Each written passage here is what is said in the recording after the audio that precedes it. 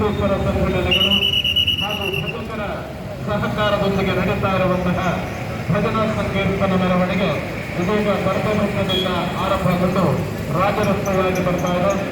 ಮಹಾಲಿಂಗೇಶ್ವರ ದೇವಸ್ಥಾನದ ನಟರಾಜ ವೇದಿಕೆಯಲ್ಲಿ ಈ ಭಜಕರ ಸಮಾವೇಶ ನಡೆಯಲಿಕ್ಕಿದ್ದು, ನಾಡಿನ ಶ್ರೀ ದುರ್ಗಾ ಮಹಾಲಕ್ಷ್ಮಿ ಕ್ಷೇತ್ರದ ಯೋಗಿಕ ಉತ್ಸವ ಕರ್ಮಯೋಗಿ ಸಂಕರ್ಮ ತಪಸ್ವಿ ಪರಮ ಪೂಜ್ಯ ಶ್ರೀ ಶ್ರೀ ಮೋಹನದಾಸ ಪರಮಹಂಸ ಸ್ವಾಮೀಜಿಗಳವರು ದಿವ್ಯ ಸಂದೇಶವನ್ನು ನೀಡಿದ್ದಾರೆ. ಈ ಸಭಾ ಕಾರ್ಯಕ್ರಮದಲ್ಲಿ ಹರಡಿ ಪುತ್ತೂರಾಗ ಪ್ರಾಧ್ಯಾಪಕರು SDM ಕಾಲೇಜು ಹೋದರೆ ಧನ್ಯಕುಮಾರ್ ರೈ ಬೆಳೆಯೂರು ಬಂದು ಭಜನಾ ಪರಿಷತ್ತಿನ ಗೌರವಾಧ್ಯಕ್ಷರು. ಈ ಗಣ್ಯರ ಸಮ್ಮುಖದಲ್ಲಿ ಸಭಾ ಕಾರ್ಯಕ್ರಮ ಸಂಪನ್ನಗೊಳ್ಳುತ್ತದೆ. ಬಳಿಕ ಸಹಿ ಸಂಗ್ರಹ ಅಭಿಯಾನ ನಡೆಯಲಿದ್ದು ತಹಶೀಲ್ದಾರ್ ಮುಖಾಂತರ ಅದನ್ನು ರಾಜ್ಯಪಾಲರಿಗೆ ತಲುಪಿಸಲಿಕ್ಕಿದ್ದಾರೆ. ಇತ್ತೀಚೆಗೆ ಭಜಕರ ವಿರುದ್ಧ ಭಜನೆಯಲ್ಲಿ ಭಾಗವಹಿಸುವಂತಹ ಮಹಿಳೆಯರ ವಿರುದ್ಧ ರಾಜಕೀಯ ಪ್ರೇರಿತವಾಗಿ ನೀಡಿರುವಂತಹ ಅವಹೇಳನಕಾರಿ ಹೇಳಿಕೆಗಳನ್ನು ಅದರ ವಿರುದ್ಧವಾಗಿ ಸಮಾಜವನ್ನು ಸಂಘಟಿಸಿ ಸಮಾಜದಲ್ಲಿ ಅಂತಹ ಹೇಳಿಕೆಗಳನ್ನು ನೀಡಿರುವ ವ್ಯಕ್ತಿಗಳಿಗೆ ಆ ಭಗವಂತ ಸದ್ಬುದ್ಧಿಯನ್ನು ನೀಡಲಿ, ಅವರು ಕೂಡ ಭಜನೆಯ ಸಂಪರ್ಕಕ್ಕೆ ಬರಲಿ, ಅಲೌಕಿಕವಾದಂಥ ಆನಂದವನ್ನ ಅಲೌಕಿಕವಾದಂಥ ಸುಖವನ್ನ ಅವರು ಪಡೆಯಲಿ. ಲೌಕಿಕ ಸುಖ ಭೋಗಗಳಷ್ಟೇ ಜೀವನ ಅಂದುಕೊಂಡವರಿಗೆ ಭಜನೆಯ ಮುಖಾಂತರ ಭಗವಂತನಿಗೆ ತನ್ನನ್ನು ತಾನು ಸಮರ್ಪಿಸಿಕೊಂಡು ಕೆಲಸ ಮಾಡುವ ನಾವೆಲ್ಲ ಯಾರೂ ಕೂಡ ವೃತ್ತಿ ನಿರತ ಭಜಕರಲ್ಲ, ಭಕ್ತಿ ನಿರತ ಭಜಕರು.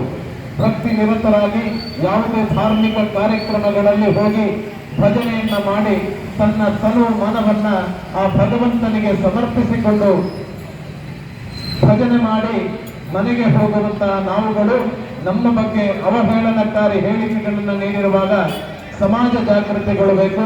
ಸಮಾಜದಲ್ಲಿ ಇಂತಹ ವ್ಯಕ್ತಿಗಳಿಗೆ ಸಮಾಜ ಉತ್ತರ ಕೊಡಬೇಕು, ಅವರಿಗೆ ಆ ಭಗವಂತ ಸದ್ಬುದ್ಧಿಯನ್ನು ನೀಡಬೇಕು ಅನ್ನುವ ನೆಲೆಯಲ್ಲಿ ಇದೀಗ ಭಜನಾ ಸಂಕೀರ್ತನ ಮೆರವಣಿಗೆ ಧಾರ್ಮಿಕ ಪರಿಷತ್ ಪುತ್ತೂರಿನ ವಿವಿಧ ಹಿಂದೂ ಪರ ಸಂಘಟನೆಗಳ ಹಾಗೂ ಭಜಕರು ಒಟ್ಟು ಸೇರಿ ಮಾಡಿಕೊಂಡು ಇದೀಗ ದರ್ಬೆ ವೃತ್ತದಿಂದ ಆರಂಭಗೊಂಡ ಭಜನಾ ಸಂಕೀರ್ತನ ಮೆರವಣಿಗೆ ದೇವಸ್ಥಾನಕ್ಕೆ ಆಗಮಿಸ್ತಾ ಇದೆ.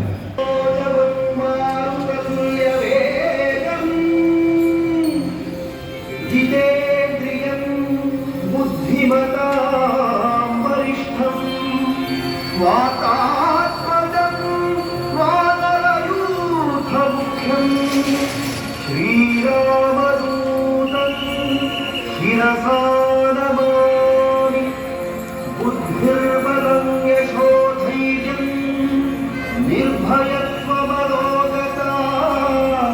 अजाड्यं वाक्पटुत्वं च हनुमत्स्मरणात् भवेत्।